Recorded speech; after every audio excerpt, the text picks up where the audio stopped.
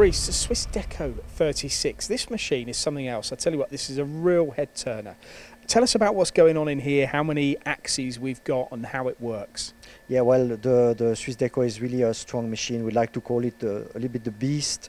It's a machine with 3 tool system, and you can customize one of the tool system, the one that is basically at the back of the machine. So you can have either a twin gang machine, a little bit like you have on the Evo Deco, or you can replace it by a turret or a turret with a B-axis, and this is the version we have right there. So that's really the top of the range with incredible capability. It's so versatile. I mean, the B-axis at the back is obviously at an angle, but talking to your colleague earlier, you've got the B-axis, you've also got the Y-axis, but you have an A-axis on the turret as well. So when the turret's sort of indexing, it can contour as a machine in a profile as well. I mean, is there anything this machine can't do? Well, there is not a lot of things we like to say that this machine can do. We can go up to 57 tools, for example, on it, and the vast majority of them can be rotating.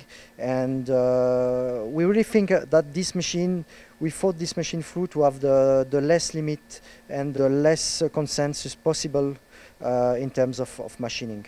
I'm trying to pick out some things that would worry me. Okay, I'm trying to be realistic here.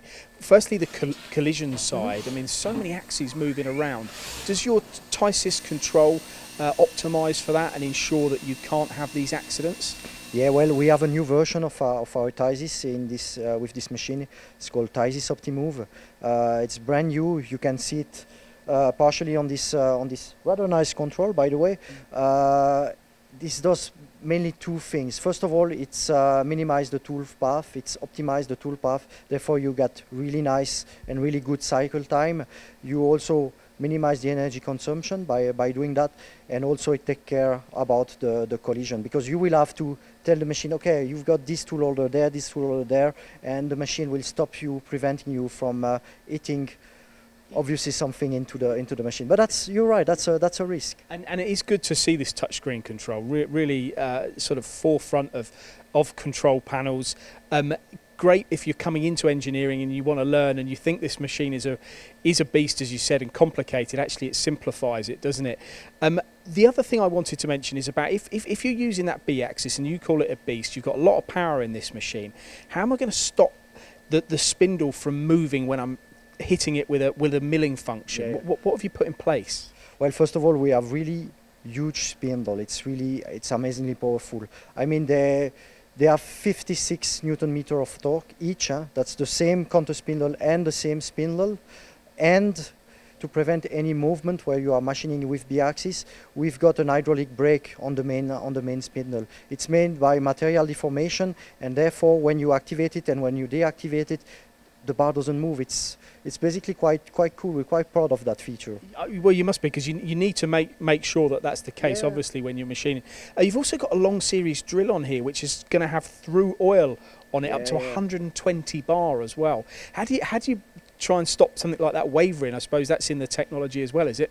Yeah, well, that's actually why this machine is there. That's a new development we've made. This very machine will be at IMO, and we'll drill through this part, and we'll need 120 bars across this turret and in this drill in order to make this hole into this part.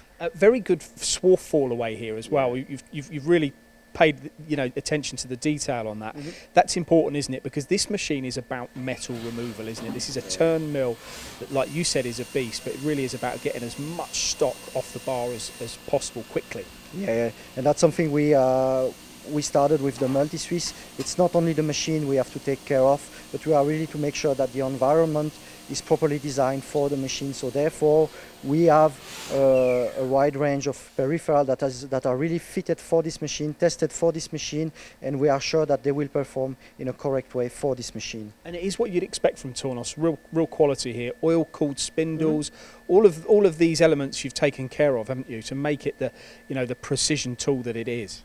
Yeah, well, we have an element called the Easy Fluid, which is an additional oil tank. It has an oil filtration device with a paper filter on it. It also accommodates the oil cooling system, and you can accommodate it with up to 4 high pressure pump if needed. So according to your need, we can go to 360 bar, 340 bar, 120, and yeah.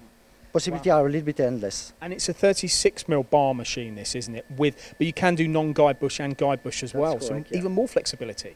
That's correct, yeah. That's a 36mm machine. Without guide bush, with guide bush, we go up to 32.